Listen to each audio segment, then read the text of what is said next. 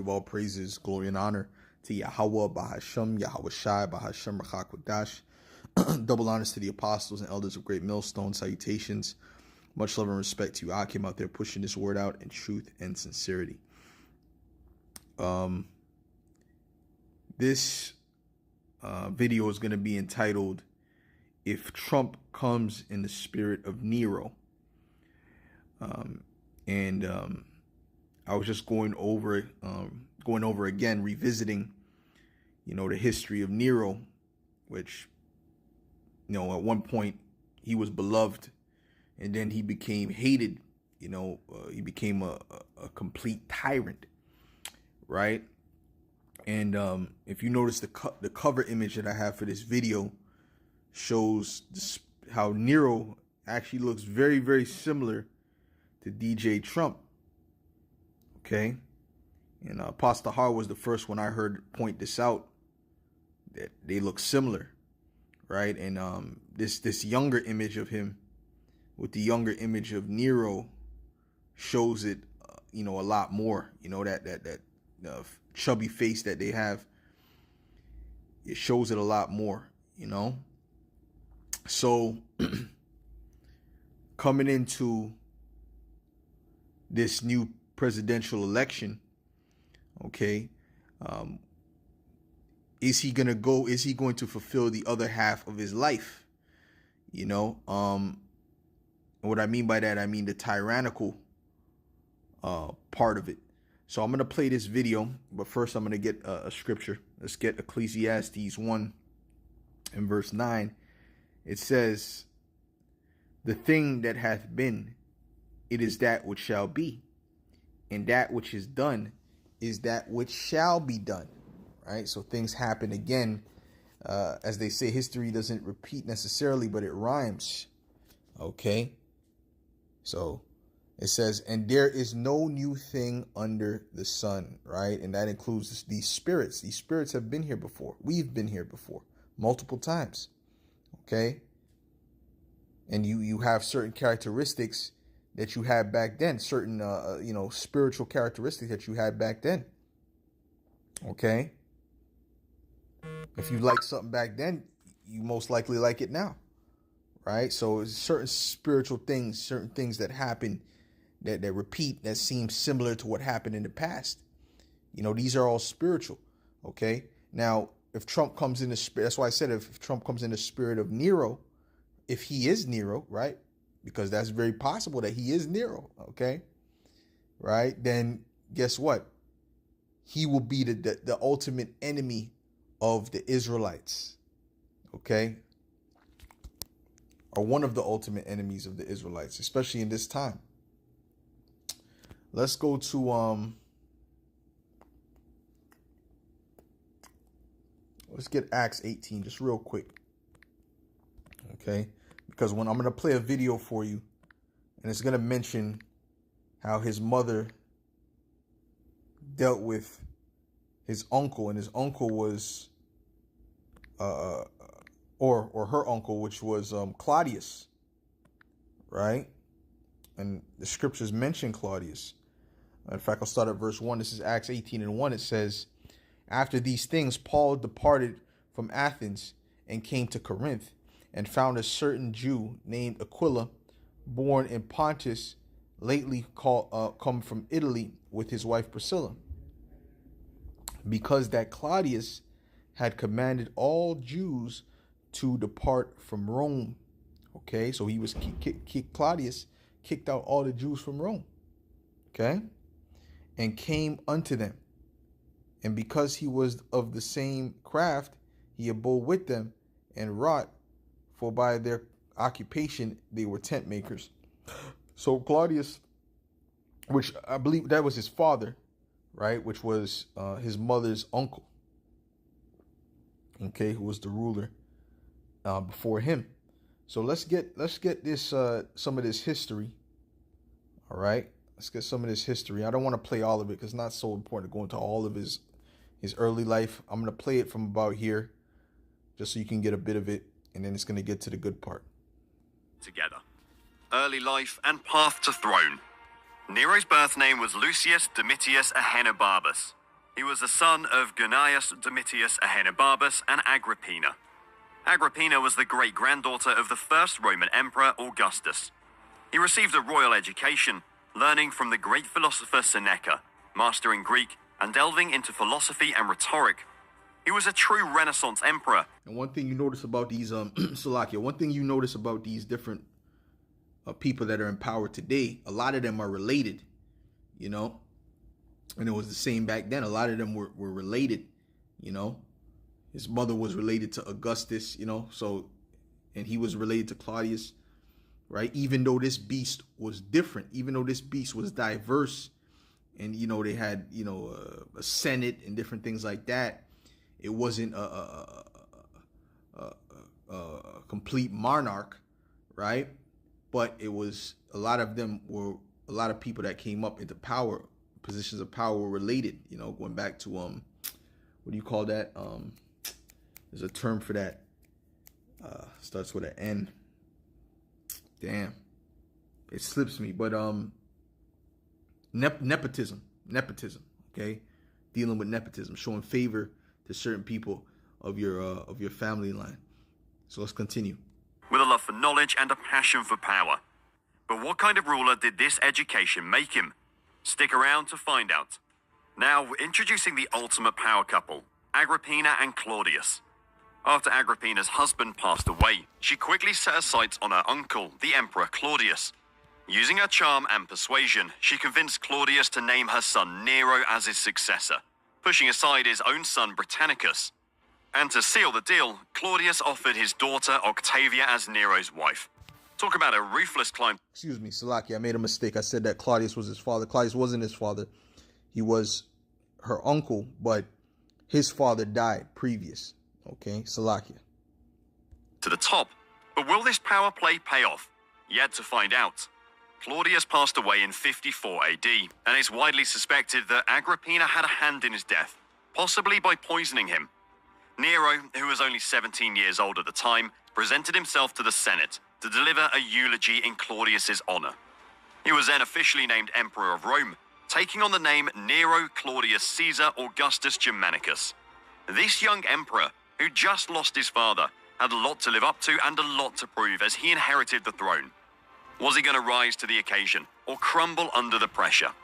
Agrippina's influence. Agrippina, Nero's mother, was a powerful and controlling figure who wanted to influence her son's rule.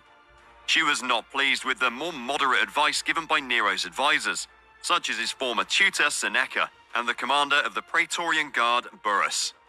Their more cautious approach did not align with her own ambitious and aggressive style of governance. Nero and his mother Agrippina's relationship was like a soap opera, full of drama, tension, and unexpected twists. When Nero decided to be his own man and reject his mother's attempts to control him, Agrippina was not happy. She thought, if I can't control Nero, then maybe my other son Britannicus can be the emperor. But just as things were looking up for Britannicus, he died suddenly in 55, the day before he was to be proclaimed an adult. Many people suspected that Nero had a hand in his death, but he claimed it was just a seizure. Agrippina didn't give up that easily. She continued to stir up trouble and made Nero's life difficult, which led to him banishing her from the palace. Nero had a forbidden love affair with Poppaea Sabina, a beautiful and powerful noblewoman who was already married. But he was determined to make her his wife, and nothing was going to stop him, not even his mother's disapproval. Agrippina, always a troublemaker, stood in the way of their romance, and Nero saw no other solution but to eliminate her. In a shocking twist, Nero ordered his own mother's murder, paving the way for his marriage to Poppaea.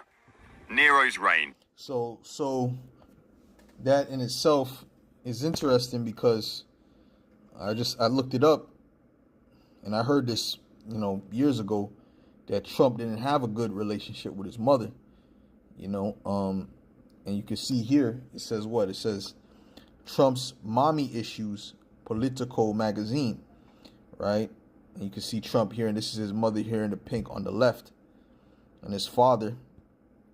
I don't want to get too much into this, but let's go to this part. It says Donald Trump is the fourth of 5 children of Fred and Mary Trump because his father was busy building a real estate business and it was the mid 20th century when dads didn't typically do a lot of early child care. His mother cared for the children with the help of a living maid, and was their primary attached figure. What factors may have affected the quality of young Donald's early care? His own temperament as an infant, the role, if any, of the family's maid in child care, the demands of his mother's time and energy, of 3 older children, and a subsequent pregnancy. We don't know. The president's own writings are largely silent about his early childhood. Journalists and biographers fill in only some of the blanks. But we do know that Mary Trump became seriously ill from complications during labor with her last child. An emergency hysterectomy and subsequent infections and surgeries followed, 4 in 2 weeks. One of her oldest daughters once said, as a result, at just 2 years and 2 months of age, Trump endured the trauma of prolonged absence and life-threatening illness of his mother. It's not clear how long she was incapacitated. Indeed, we don't know that she ever really re-engaged with her son. So anyways, the point is that he has mommy issues, okay, which, is what Nero had. Nero had so-called mommy issues to the point he put his mother to death, which is wicked as hell, because what does the scripture say? The scripture says, if any man were to hit his mother or father, he should be put to death. Man, how is that worded now? Let's go to Google. Okay, so Nero wasn't right and not righteous. Nero was very wicked. Well, all of them were wicked because they were Edomites. Okay.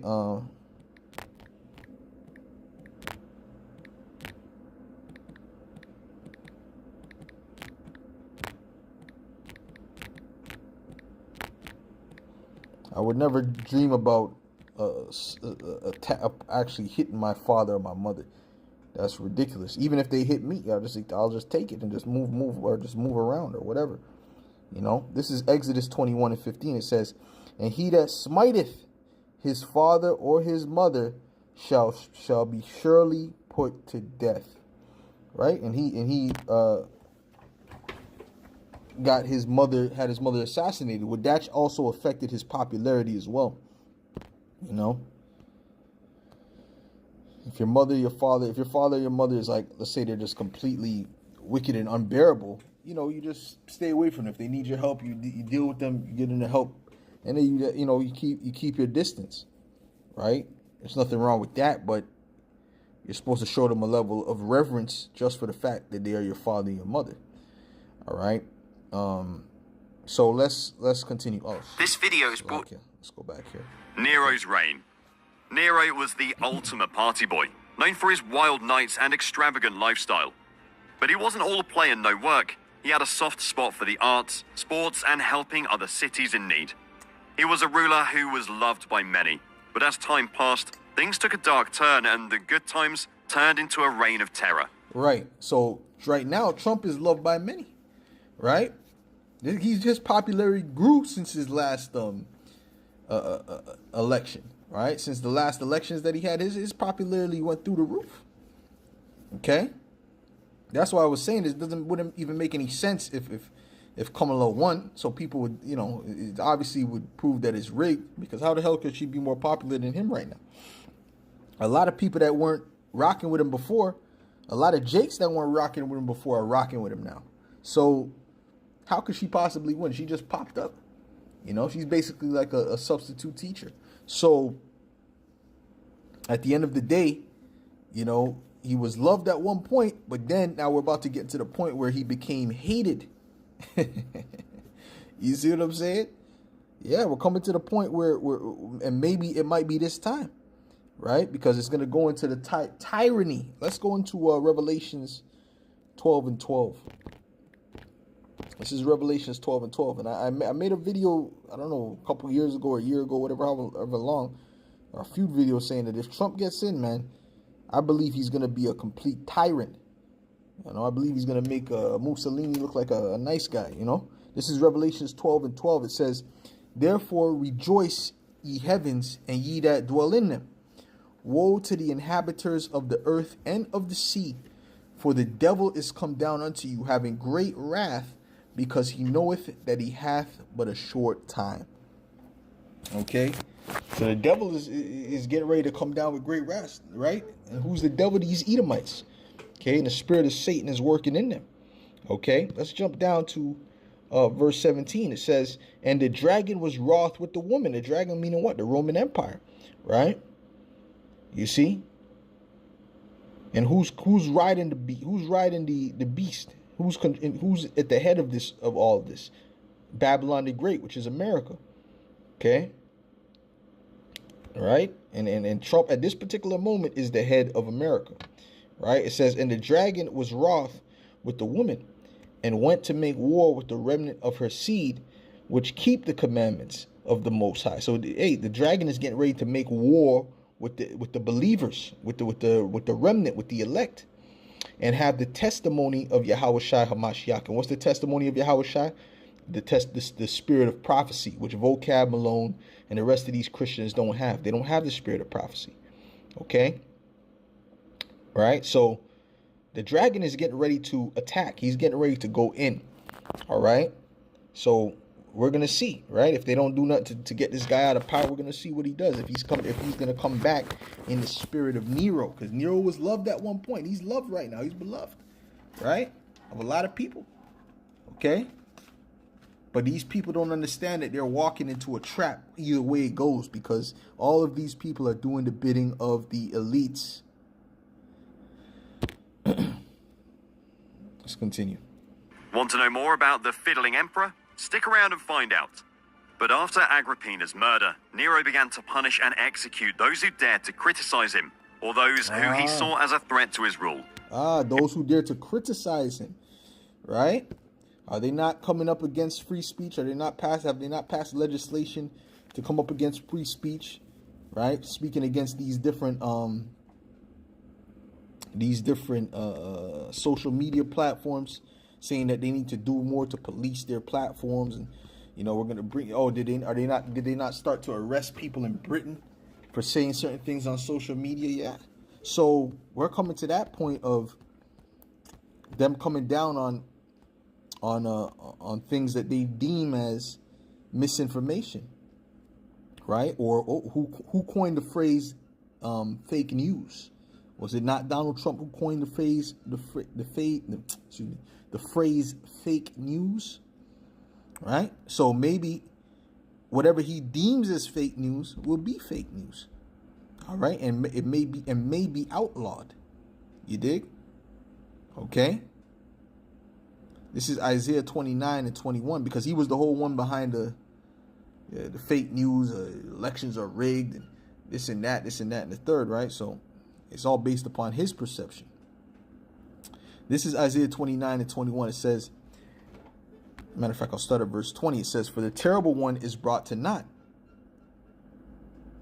and the scorner is consumed, and all that watch for iniquity are cut off, right? So the terrible one that's going to be brought to naught is these Edomites. Their rulership is going to be brought to naught. They're going to be taken down.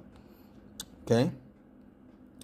That make a man an offender for a word, right? So basically everything that you say, you can be persecuted for. And lay a snare for him that reproveth in the gate, and turn aside the just for a thing of naught. Meaning you're persecuting them for nothing. You're putting them in jail for nothing. You're coming up against them for nothing, right? So that isn't that what Nero did? Let's go to 2nd Ezra 16. Let's go to 2nd Ezra 16.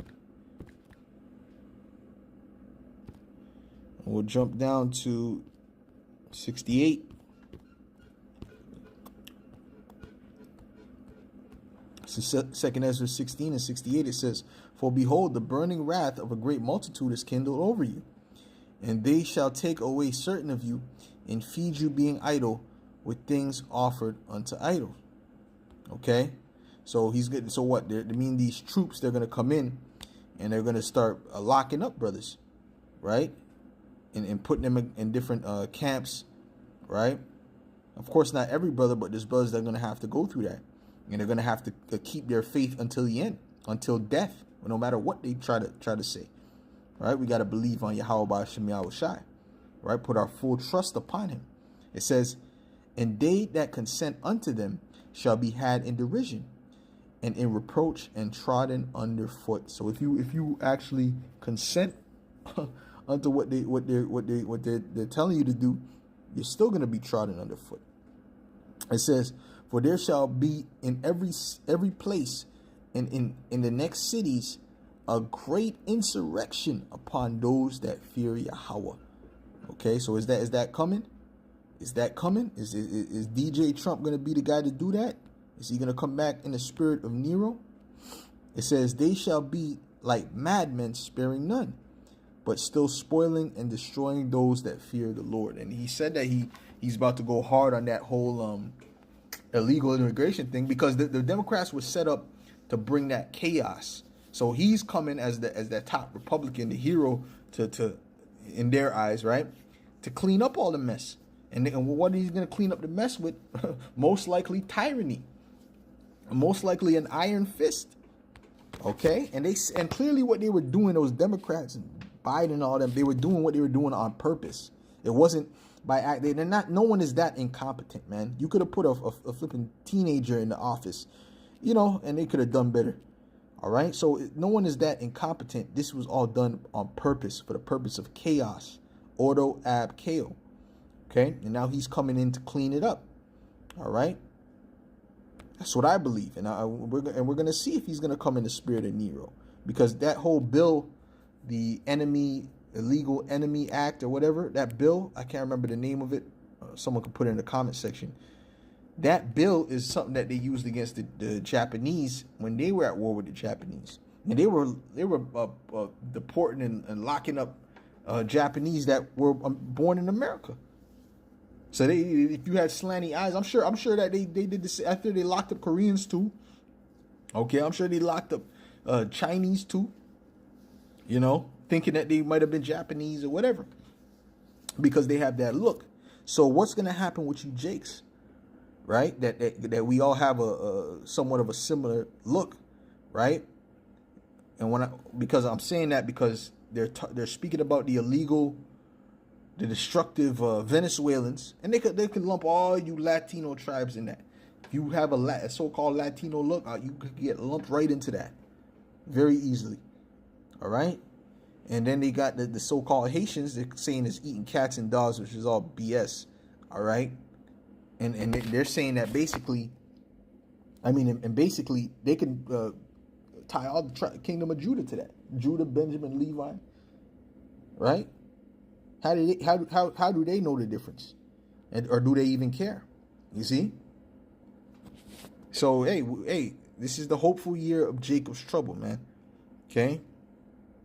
For they shall waste and take away their goods and cast them out of their houses. They be kicking in doors, grabbing people up, putting them in the paddy wagon. Yeah, man. You see? The things that we've been saying, man. Start on our elder apostles on down. It says, then shall they be known who are my chosen. This is the time when it's going to be shown who the Lord is dealing with. Okay? And they shall be tried as gold in the fire. Right? We're going to have to go through that fire, man. And come out purified. You dig? Let's continue. It was during this time that Nero's reputation as a cruel leader began to solidify. But who knows? Maybe if Agrippina had lived a little longer, history would have remembered Nero as a musical genius and a compassionate leader instead of a mad tyrant. But alas, we will never know. Nero's behavior was becoming more and more erratic, and he had a habit of eliminating anyone who dared to criticize him.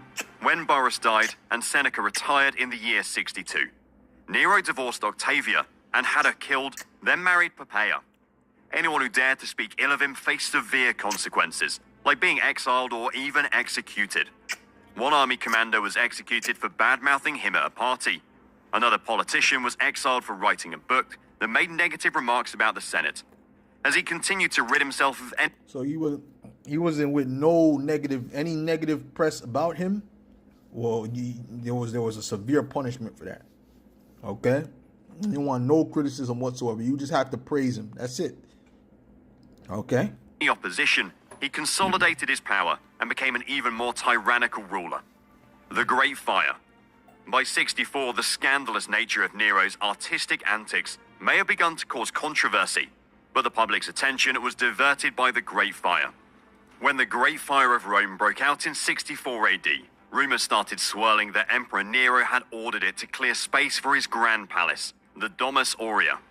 And even though evidence points to an accident as the cause, Nero needed a scapegoat. Enter the Christians, a new and little-known sect at the time. With Nero's finger pointing at them, the brutal persecution of this religion began. And the Christians weren't they weren't so-called white people as you see here in these images. Okay, the Christians were so-called black people. Okay, because that was the kingdom of Judah primarily.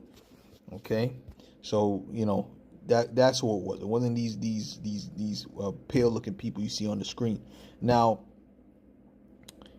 so he said he used them as a scapegoat. Well, that's the accuser, man. This is Revelations 12 and verse 10, and it reads, "And I heard a loud voice saying in heaven, now is come salvation and strength, and the kingdom of our God, and the power of his Hamashiach. For the accuser of our brethren is cast down, which accused them before our God day and night." So the accuser is getting ready to do what he does and accuse. Okay? And you have particular demons like Vocab Malone that's getting ready to help him, to attach to that. Right? Not knowing that his destruction is nigh. All right? So yeah, so these things line up with prophecy, man. These things line up with prophecy, and that's what we're concerned with, what lines up with prophecy, because prophecy shall not fail, right? As a matter of fact, let's go to Habakkuk, the 2nd chapter.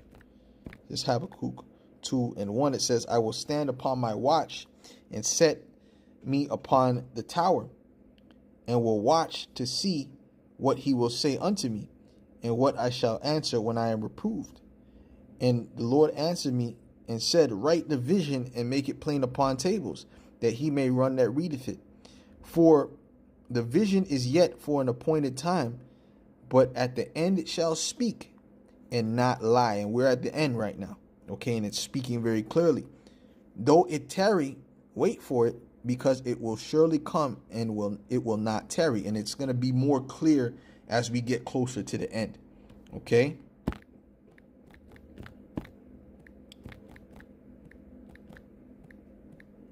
We're watching it develop just like you're watching it develop, and we're tying it to the scriptures.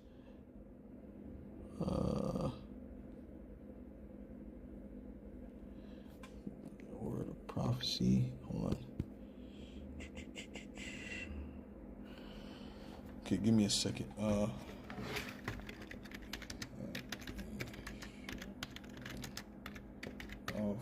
prophecy.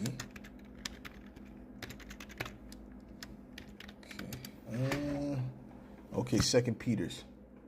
Okay, that's it. Salakia. Okay, this is 2nd Peter's 2. No, 2nd Peter's 1. Okay, this is 2nd Peter's 1 and 19, and it reads, we have also a more sure word of prophecy. Okay, whereunto ye do well that ye take heed, as unto a light that shineth in a dark place. So the prophecies makes things clear. Okay, it makes things clear, right? So we understand what's happening. We understand why it's happening. The prophecy has to be fulfilled. It said, until the day dawn and the day star arise in your hearts, knowing this first, that no prophecy of the scripture is of any private interpretation. Meaning what? Meaning that you can't just come up with your own breakdown. I'm trying to figure it out. Vocab, I'm trying to figure it out. Some say this, some say that. We're not dealing with some say this and some say that. Do you understand and know the prophecies or not? Okay. It says, for the prophecy came not in old time by the will of man, but holy men of the Most High spake as they were moved by the Holy Spirit. And the Holy Spirit has to reveal the understanding of these prophecies unto you. All right. Hey, Shalom, Akia. Shalom to you, Akwath, on the comment board as well. Shalom, shalom. And, right. So let's get back. Right. So the accuser, right. This is what Nero was doing. He was accusing. So is he going to come back? Is Trump going to come back in that spirit of Nero? Well, everything is set up for him to do that. He's been speaking these type of words, these type of draconian words.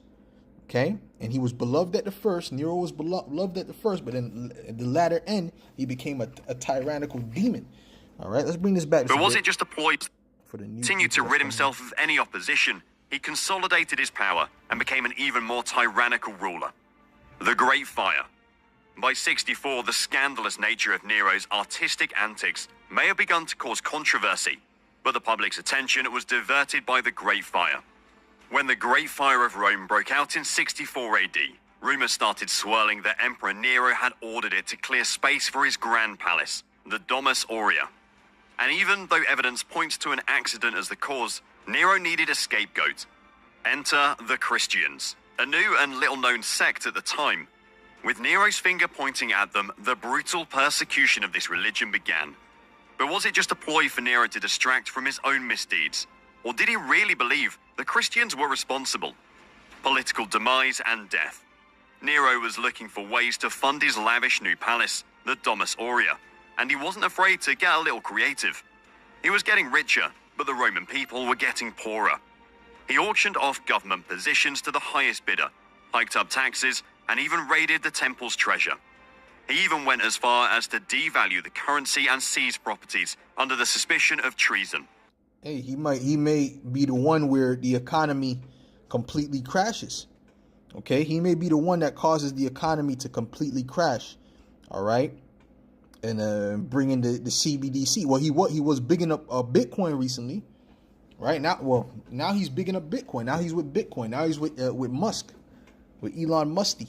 So is he going to be the one to devalue this to destroy this economy? Is the economy going to be destroyed under his rule?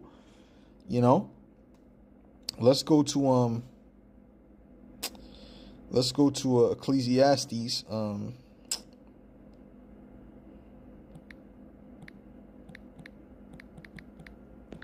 Let's go. This is Ecclesiastes 12 in I'll start at verse 1. It says, "Remember now thy Creator in the days of thy youth, while the evil days come not." See, you guys can still go, drink smoothie, hold hands in the park. It's still cool right now, right? "Nor the years draw nigh when thou shalt say, I have no pleasure in them." Yeah, because it's going to be a time where there ain't going to be no fun. And I want to serve the Lord now. The Lord, come on, man. There's a good chance the Lord will reject you, right? When it's not no fun, all the doors close, right? In other words, there's no more clubbing and all these different things because of great tribulation. The Lord's not looking for you at that time. The Lord is looking for to seal the elect before the time of great tribulation, right? It says, "While the sun or the light or the moon or the stars be not darkened, nor the clouds return again after the rain." Return after the rain. "In the day when the keepers of the house shall tremble, and the strong men shall bow themselves, and the grinders cease," meaning there's not going to be any more work. See, he's talking we're going to build the economy and we're going to lower. He's talking about cutting taxes right now, right? So we're going to see. We'll see, right? Because at the end of the day, he's going to do the bidding of the elites.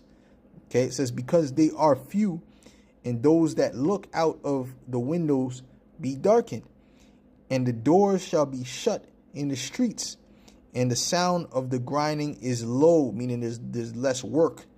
There's barely any work. Oh, hold on now. They got these robots, right? Who's responsible for bringing in these robots? Is it not Elon Musk that he wants to have as his partner? Is it not Elon Musk bringing in the robots? Who's bringing in the robots? Okay, Elon Musk robots. I'm just going to type in something. Elon Musk robots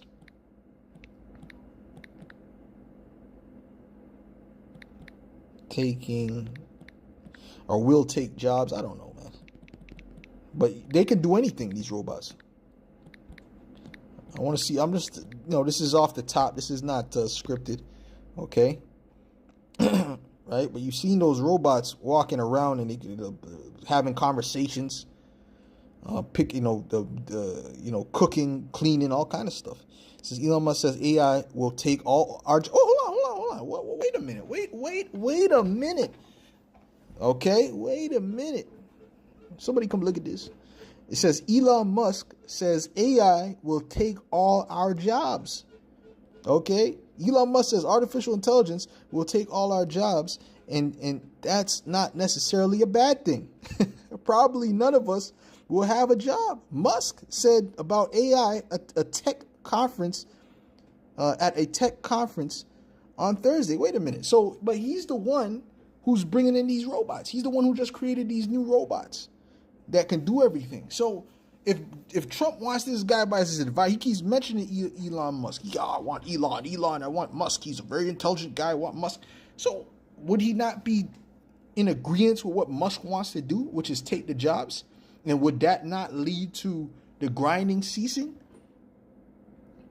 Okay. It says Musk said about AI at a tech conference on Thursday while speaking remotely via webcam at Viva Tech 2024 in Paris. Musk described a future where jobs would be optional. If you want to do a job that's kind of like a hobby, you can do a job. And if it's optional, meaning they don't need you, do you think they're going to pay you anything significant? Why would they pay you anything significant if they could get robots to do it? Does that make any sense? No. So that's why that's where the UBI, the Universal Basic Income, comes into play. Okay, the Universal Basic Income, right? Meaning that they're gonna be rationing out money so that you can get all your things, which is basically like it's rations. It's rations, but they're rationing out money instead of rationing out food. They're rationing out money so you can go get food. So we're gonna give you what your allowance every month. And then what does that mean? That means you're 100% dependent upon them. You're not any more self-sufficient. Okay? It says Musk said, but otherwise, AI and the robots will provide any goods and services that you want. Excuse me. Right? Meaning what? Meaning delivery. They have the self-driving cars. They have the robots, right? Cooking food. Right? They have AI to do different things on anything on the computer. Right? And now you got these different things that they're creating that can do labor jobs now. Right? It says for the scenario to work, he said there would need to be a universal high income, not to be confused with universal basic income, although he did not share what that could look like. UBI, which he's saying that, but this is what they want to do, right? Because they say a lot of things out of one side of their mouth, and then the other side of the mouth, they go ahead and perform what they said they wouldn't do. Right? It says UBI refers to the government giving a certain amount of money to everyone, regardless of how much they earn. Which that's what they're getting ready to. That's what they want to do, because that goes into what, getting rid of the middle class, brings everyone into complete poverty and dependence. There would be no shortage of goods or services, he said. So anyways, you see what direction things are going. And it's starting to seem like it makes more and more sense that he could come back in that spirit of Nero. So let's continue. It was like he had a never-ending appetite for wealth and power. But little did he know, his greed would ultimately lead to his downfall. A revolt was brewing, and soon enough the people would rise against him. Will Nero learn his lesson and change his ways before it's too late? Only time will tell. And this is why I wanted Trump in there too, because I wanted those red-blooded American, those Edomites that thought he was going to be their white hope, to see, so-called white hope, to see that he's also a puppet of the elites. Okay? All right? Going against the deep state. God is working with God. The Most High. Satan is working with this guy, bro. What do you mean the Most High is working with this guy? Satan is working with him. All right? So I really hope he shows his horns, and he shows his horns soon. As Nero's rule became more and more oppressive, the wealthy and powerful elite of Rome began to plot against him. In 65 AD, the Pisonian conspiracy was formed, led by a wealthy aristocrat named Gaius Calpurnius Piso. Along with other senators, knights, and even Nero's former mentor Seneca, they planned to overthrow Nero and crown Piso as the new emperor. But their plot was soon discovered, and many of their conspirators were executed, along with other wealthy Romans. At the end of the day, the people are getting ready to rise. The scriptures speak about how the wicked, all the hands of the wicked, but it's really the laborers shall be upon them.